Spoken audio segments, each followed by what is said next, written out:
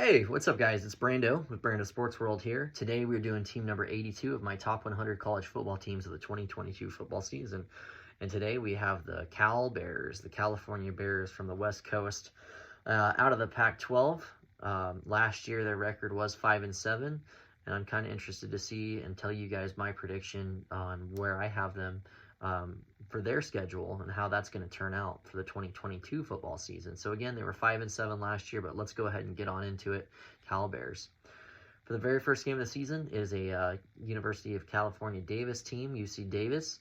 I don't think that that's going to bode too much of an issue for you guys, and I have you guys winning that game, becoming 1-0 to start the season strong. The following week is another home game. It's against the UNLV Running Rebels. Might turn into an interesting game in the first quarter, maybe the second quarter. But I like you guys here at home, and I think that you're going to go ahead and win this one as well. So that's going to make you 2-0 on the season. The following week is an away game at the Notre Dame Fighting Irish.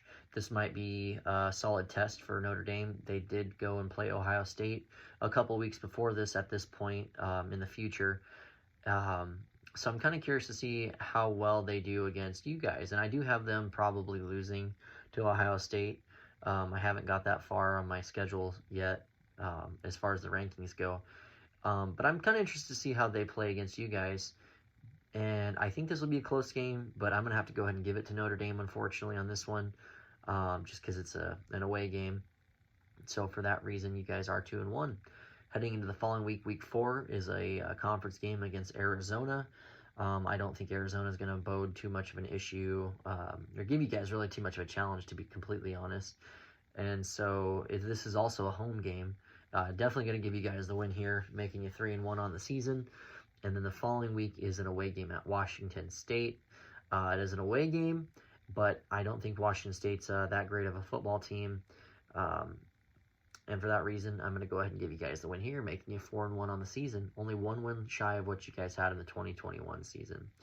The next week, you have the bye week, so it's going to be a great time in the middle of the year to get well rested up, kind of working out some of the issues that you guys may or may not have had from the coaching standpoint, from the player standpoint at this point in the season.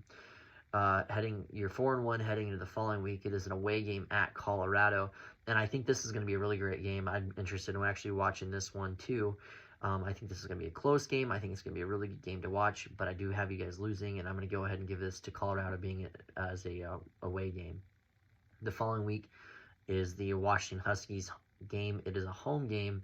You guys are 4-2 heading into this game here. I think Washington's going to have an even better year than they had last year. I think this might be a decently close game. However, I'm going to go ahead and say that you lose this one too, dropping 2 in a row, becoming 4-3 on the season at this point. The following week is a very tough game. It's a home game at Oregon, or excuse me, it's a home game against Oregon. I'm sorry about that. I think you guys have a solid chance, but I think that Oregon is a better team than you, unfortunately. So you're 4-4 on the season with a loss against Oregon here. The very next week is an away game at USC. Interested to see how Lincoln Riley does for Southern Cal.